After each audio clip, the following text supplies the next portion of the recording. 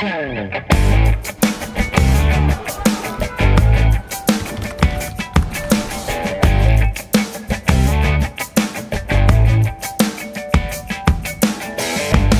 programa de hoje, aqui direto de Brasília, no Senado Federal, vamos conversar com o senador Paulo Rocha, do PT do Pará. Conversar um pouco sobre sua atuação parlamentar, sobre a atual conjuntura política que o Brasil tem vivido e também as metas que nós podemos, olhando para frente, fazer com que a gente tenha esperanças num país melhor, no Brasil melhor.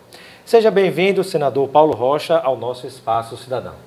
Eu que agradeço, Robson. Muito importante, principalmente em um momento de dificuldade na política, que degradaram a política, colocaram a política como um espaço de disputa de ódio, enfim, de situação do mal.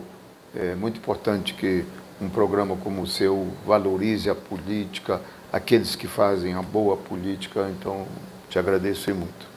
Parabéns. Obrigado, senador. Sem a política a gente sai da civilização e volta para a barbárie.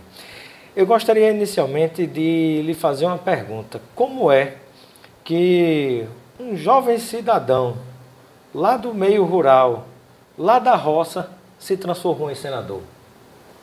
Então, eu sou de uma família realmente, como você diz, do interior, filho de uma professora primária, de um trabalhador rural, como a gente chama lá no Pará, agricultor. Viveu disso. Meus pais, como no interior, tiveram muitos filhos, 17. Eu sou o primeiro. E naquela época não se tinha oportunidade de estudar, porque o curso lá na localidade, o que tinha só o primário, no máximo chegava ao primário completo. E você sabe, só tinha nas cidades grandes ou na capital os cursos de ginásio, etc. E só vai para lá o pai que pode pagar a estadia do filho lá, ou enfim. Então não tinha dificuldade. Foi um padre que, rodando na região, me chamou para ser sacristão. E lá na capital, em Belém do Pará, estava começando uma escola profissional de outros padres salesianos. Dos salesianos. Aí lá ele me levou para lá, depois de eu ficar com ele um ano rodando lá, rezando missa, chamado sacristão. E aí me formei em gráfico, técnico em artes gráficas. Foi naquela época. Em algum momento chegou a pensar em ser padre, não? Não, absolutamente, até porque a escola não tinha esse objetivo. A escola tinha para fazer operários mesmo. Por isso que funcionava num bairro pobre, que era para dar oportunidade para a juventude se preparar, enfim. E foi exatamente naquele momento que a gráfica estava saindo do chumbo para um sistema mais a partir do fotolito, da fotografia. E eu me especializei nisso. Acabei, a partir dessa qualidade profissional, eu virei líder da minha categoria, e aí ganhei o sindicato. Foi no período que estava, ainda na época da ditadura, criando um novo movimento sindical, me meti no meio, construção da CUT, e aí nesse bojo veio a criação do Partido dos Trabalhadores, e pronto.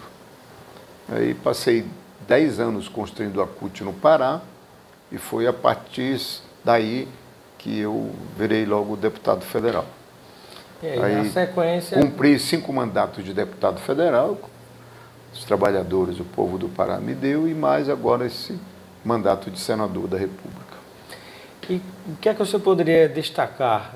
3 pontos que o senhor poderia destacar que simbolizam a sua trajetória na política, representando o povo do seu estado, do Pará, na Câmara e no Senado. Quais seriam 3 marcas importantes que o senhor poderia destacar? Acho que o fundamental que eu queria destacar aqui nessa história é o papel do Partido dos Trabalhadores neste processo. Porque a política era só exercida pela elite brasileira. Elite, tanto que no interior se votava no deputado federal ou porque tinha muito dinheiro ou porque era doutor, tinha muito diploma, né? Então, era escolhido assim. É uma visão elitista. Aliás, era imposta pela própria elite, né? Então, acho que o Partido dos Trabalhadores oportunizou essa ideia de criar um Partido dos Trabalhadores e que trouxe os trabalhadores, a partir daqueles que já tinham consciência de classe e que já estavam militando num movimento, principalmente do movimento sindical. E aí, uma das primeiras decisões do Partido dos Trabalhadores, quando nós criamos, não só foi fazer um partido transformador, democrático, um partido plural, né, de massas, mas uma grande decisão que nós fizemos na época foi que onde houvesse interesse dos trabalhadores, nós tínhamos que ocupar esse espaço. É na Câmara, é no bairro, é na Câmara Federal, é onde tiver, vamos ocupar esse espaço. E aí, fomos ocupando. Elegemos os primeiros prefeitos, os primeiros vereadores, e aí chegamos no Congresso Nacional. E a partir destes espaços, realmente aí está o valor das figuras escolhidas para vir para esses espaços. Então, eu destacaria na minha ação individual, quer dizer, a minha ação de representante destes trabalhadores, desse povo, é que nós repercutimos os interesses deste povo aqui dentro. Entendeu? E foi o que nós fizemos. Está aí a prova das 10 leis que eu consegui aprovar, que é exatamente a repercussão daquilo que os trabalhadores estavam vivendo, que eu vivi, repercuti, que transformei em lei. Por exemplo, a lei de combate ao trabalho escravo. Foi uma vivência que eu assisti como dirigente da CUT pelo interior do Pará. Nós fomos deparando com esse trabalho degradante, né? Análogo ao trabalho escravo. Aí, e como é impressionante ser necessário uma lei para tratar do óbvio, né? De algo tão absurdo que nem deveria ser necessário estar numa lei. Cheguei aqui e já entrei com a lei, entendeu? No sentido de que aí foi todo um trabalho de negociação. Primeiro eu tinha que provar que realmente existia esse trabalho escravo, porque as pessoas achavam que em pleno século XXI, pleno século XX, não é possível que ainda teria trabalho escravo, entendeu? Então, foi todo um processo. Não acabou com a princesa Isabel, não, né? Senador, e além dessa lei de trabalho escravo, contra o trabalho escravo, que outras leis ou iniciativas de sua parte o senhor destacaria? Não, então, a lei do seguro-defesa dos pescadores. Como eu também, a base muito forte dos pescadores, a concepção da ideia que nasceu dos pescadores foi o seguinte, e aí foi uma iniciativa de 4 deputados na época, eu, o Adão Preto, do Rio Grande do Sul, um outro do PMDB, que também era do Rio Grande do Sul, mas era pescador, e a Luci Sojnak. Naquela época, quando nós chegamos aqui, estava se fazendo a chamada regulamentação da Constituinte, da Constituição, porque foi um mandato seguinte à Constituição. Nós chegamos aqui em 91. Então, me lembro que o relator que nós conseguimos colocar na Constituição, o seguro-desemprego. Então, veio a proposta de regulamentar o seguro-desemprego, como é que ia ser aplicado esse. Aí nós, com a experiência nossa, metemos uma emenda do seguro-defesa. Aí, depois, se precisou fazer uma lei específica da regulamentação do seguro-desemprego, do seguro-defesa, que era o seguinte: como é que, até para a reprodução do cardume, chama-se lá no norte, a piracema, a desova.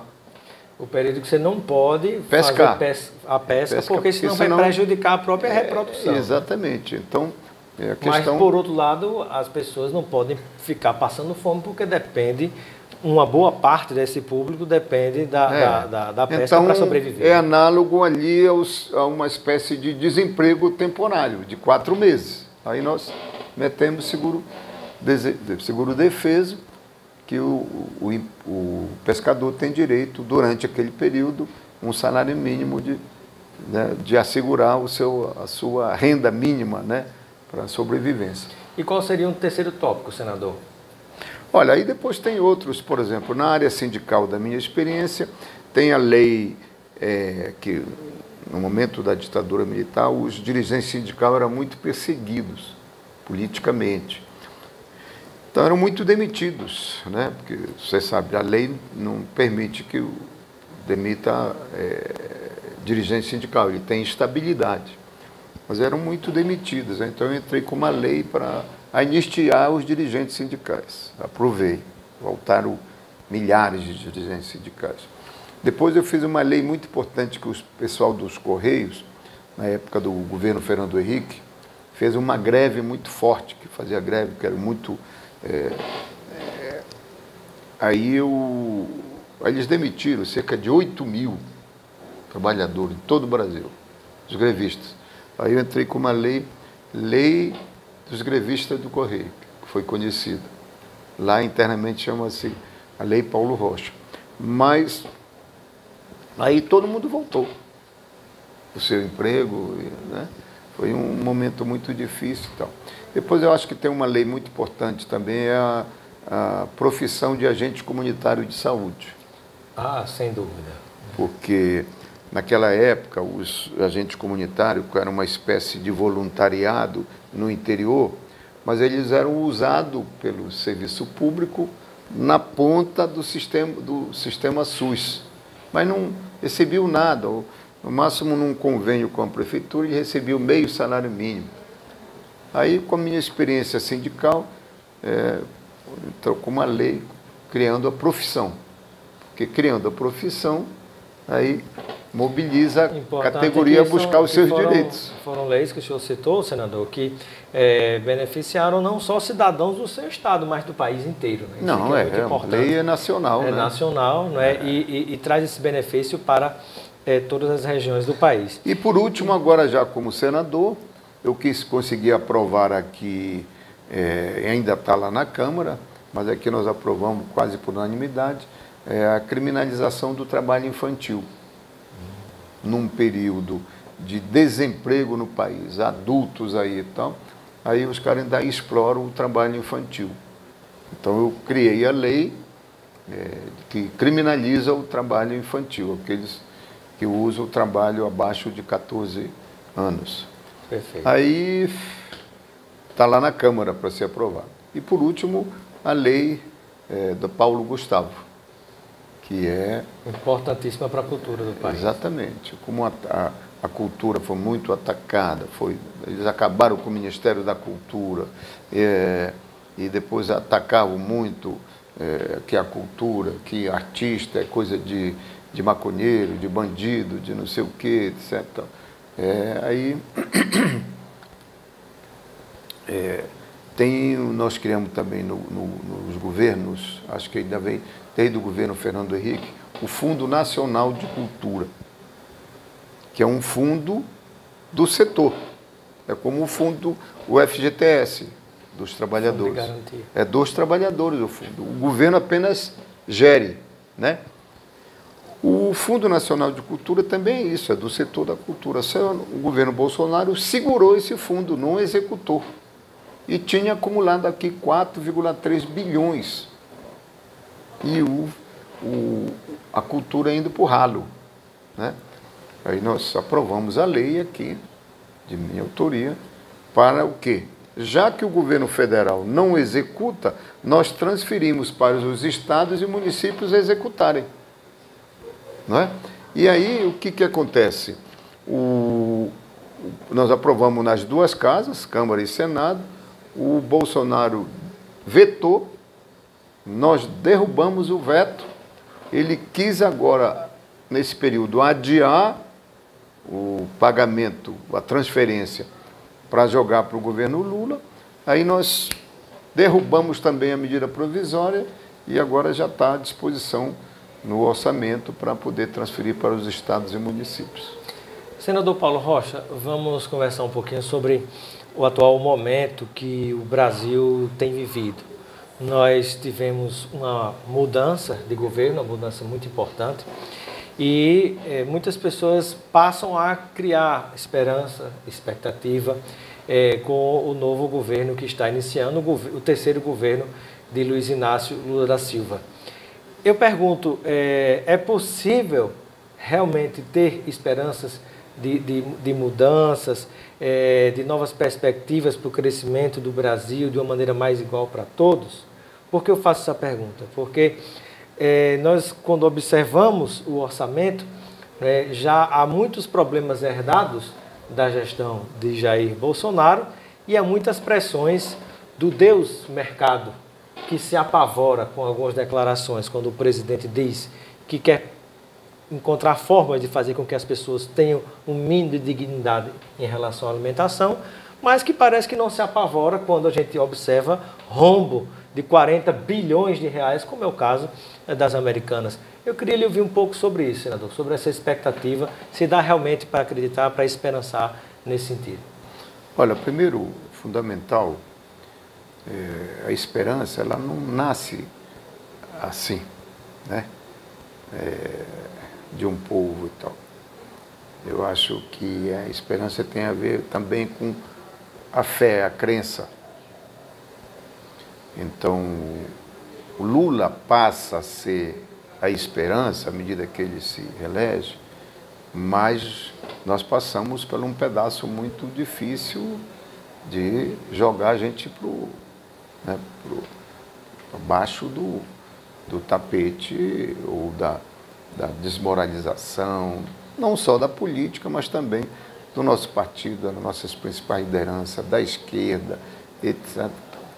E teve uma desmoralização de tal maneira e uma pregação de descrença, porque eles usavam o nome de Deus. Entendeu? O cara que usa vermelho, como é a cor da nossa bandeira, tem alguma ligação com Satanás, com a via satânica. E as pessoas acreditavam nisso. Imagina, dita pelo pastor, dita por uma alta autoridade. Uma mistura terrível, né? Tanto da política com a religião, com os militares, as Forças Armadas também. Essa desesperança com a política foi muito forte. Entendeu? Então você vê que eles logo chamaram o Bolsonaro de mito, porque desenvolve a crença de algum Deus, de algum salvador da pátria, etc. Voltou de novo essa coisa da salvação, do salvador da pátria, etc. Então, à medida que a gente conseguiu provar que a inocência do Lula, e à medida que também nós conseguimos remobilizar aquele povo que luta, aí ganhamos a eleição, passamos a protagonizar de novo a política brasileira, o Lula se elege e de novo essa esperança toma. E como essa esperança vem? Ela vem também da nossa parte, porque nós já provamos. O Lula já provou que pode governar diferente, que pode fazer com que as políticas cheguem para o cidadão. Né? O senador Paulo Rocha está otimista ou, como dizia Ariano Suassuna, né? um realista esperançoso diante das lutas políticas que continuam, porque não é só o fato de Lula ter sido eleito. De fato, né, isso aí já traz muitas mudanças em termos de perspectiva de como se conduzir um governo num país. Mas a expectativa é positiva em relação às lutas que continuarão sendo travadas em termos de orçamento, em termos de projeto, com certeza. A gente tem experiência daqui, tem muita coisa aqui. Por exemplo, nós conseguimos aprovar a PEC que, de certa maneira, reorganiza o orçamento da União para direcionar as boas políticas. Porque o orçamento que o Bolsonaro mandou para cá inviabilizava o país. Né? Como nós ganhamos, nós fizemos dessa forma e lutamos aqui, organizamos, aprovamos a PEC para criar condições de colocar no orçamento para priorizar as políticas públicas que a gente já quer responder aquela expectativa que você chamou de esperança, aquela coisa e tal, que são os que estão desempregados, os que estão passando fome, etc. Para este nós temos que responder, o governo Lula tem que responder imediatamente. Imediatamente, senão... Entendeu? Então já tem esse caminho, né? Então, já começa o governo com essa... Então o governo vai priorizar. Por isso que nós colocamos no orçamento. Dinheiro para fazer Minha Casa Minha Vida. Por quê? Além de ser uma política pública inclusiva, para dar casa para o cidadão que mora mal, mas gera emprego. Porque a construção civil gera emprego de massa imediatamente. E tem impacto na economia local, porque a moeda lá, o ganho, o salário do trabalhador, circula lá e a mola da economia começa a girar. Sem dúvida. O comércio vai vender mais, etc. Uma outra área muito atacada. O pagamento da Bolsa Família, com 150, então, é para matar a fome daqueles que estão passando fome. E então, aquece também as economias locais, né? Porque o cidadão que recebeu o Bolsa Família e o que receber complemento por ter o filho na escola, ele não vai pegar esse dinheiro para gastar lá fora viajando na Europa, né? Ele vai utilizar aquilo no comércio local e vai aquecer as economias, que isso é importante também. E adicionado com o aumento real do salário mínimo, é mais moeda circulando, portanto o consumo aumenta e a mola da economia. Quem produz feijão tem que produzir mais feijão, quem produz arroz, quem produz a indústria da alimentação, aí vai voltando a economia a girar. E o que nós podemos dizer, né, em relação a uma área fundamental, que é a área do meio ambiente? Dentro do meio ambiente, especialmente olhando para a Amazônia, nós temos o seu estado, o estado do Pará, que tem uma área importantíssima inserida nesse contexto. Eu queria que o senhor trouxesse algo de informação que pudesse nos fazer esperançar também nessa área do meio ambiente, né? Porque me parece, às vezes, quando eu olho a Amazônia, um grande caldeirão, né, onde se permitiu tantos absurdos como garimpos ilegais, né, se derrubar madeira para o comércio ilegal e para passar o gado por cima, a boiada por cima e tantas outras coisas, né? Pistas clandestinas que foram construídas às dezenas e centenas na Amazônia. Então, dá para se conseguir retomar o controle? Primeiro, o seguinte, isso tem que fortalecer as organizações sociais, que elas mesmas sejam fiscalizadoras, porque a estrutura do Estado não dá conta de fiscalizar agora essa desgraceira que foi feita. Então, tem que colocar também as chamadas organizações sociais, a própria organização do povo, a fiscalizar esse tipo de coisa. Mas já tem um nível de consciência muito grande na Amazônia, do próprio empresariado, da questão do desenvolvimento sustentável. É claro que dentro do meio ainda tem os devastadores, etc, etc. Por isso que o Bolsonaro, ao chegar, incentivou esse devastador e pronto. Mas há uma consciência muito grande dessa questão já do desenvolvimento sustentável, entendeu? Ou seja, tem até as regras. Por exemplo, na Amazônia... o suporte internacional, né? Para que a gente na Amazônia, por exemplo, tem que ter... o cidadão que tem uma área, ele tem que manter 80% em pé e só 20% ele pode explorar economicamente. Tem outras áreas que já foi feito o zoneamento econômico ecológico, pode ser 50-50. Então, respeitando isso, aí, vamos dizer, agora, o que precisa ser mais forte é aquele que degradou, avançou sobre a floresta além do que...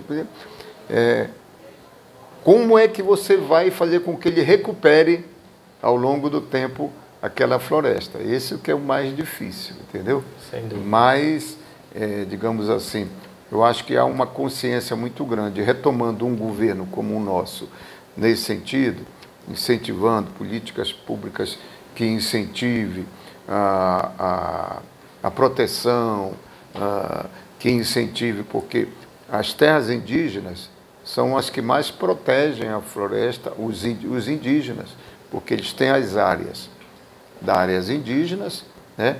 Então o governo tem que apressar a demarcação das terras indígenas, tem que proteger as reservas criadas, né? Que até essas também estão sendo invadidas. Aí assegura um mínimo começa a recuperar, e a gente tem muito a contribuir com o clima terrestre do nosso mundo. Sem dúvida. Bom, estamos chegando ao fim da nossa entrevista com o senador Paulo Rocha, do PT do Pará. Seja sempre bem-vindo, senador. Eu deixo um momento para as suas despedidas junto a todos aqueles e aquelas que nos acompanham, e pode complementar com alguma informação que o senhor considera importante, a gente não tenha falado, quem sabe falar sobre o futuro do senador Paulo Rocha. Não, eu queria dizer o seguinte: é fundamental que a gente aproveite de novo a volta, digamos assim, da democracia, de governo popular e democrático, como é o governo Lula, aproveitar para, de novo, o povo consolidar a esperança no nosso país, né? Nosso país é um dos países mais ricos do mundo, né? E, portanto, tem condições de a gente transformar este país numa nação onde todos possam viver como cidadãos. Acho que isso é uma coisa muito importante. Mas tem outra coisa que eu queria chamar a atenção. Nós dissemos que o Lula foi eleito com 60 milhões de votos, e, portanto, nunca na história um presidente foi eleito com tanto voto assim, 600 milhões. Mas preste atenção, o outro lado teve 58 milhões de votos. O que significa que é um desafio muito grande a gente chamar esse para cá, porque a elite brasileira, a classe média alta para cima, não tem 58 milhões de votos. Ou seja, foi trabalhador pobre, trabalhador desinformado, suas consciências manipuladas, que votou neles. Entendeu? Então, aquilo que você falou, votou na barbárie. E nós queremos construir um país que tem condições de criar um país civilizado, né, moderno, com desenvolvimento, com crescimento econômico, com distribuição de renda, dando oportunidade para todos. A gente pode viver com dignidade e felicidade no nosso país. É preciso fortalecer, portanto, a organização do povo. Obrigado, senador.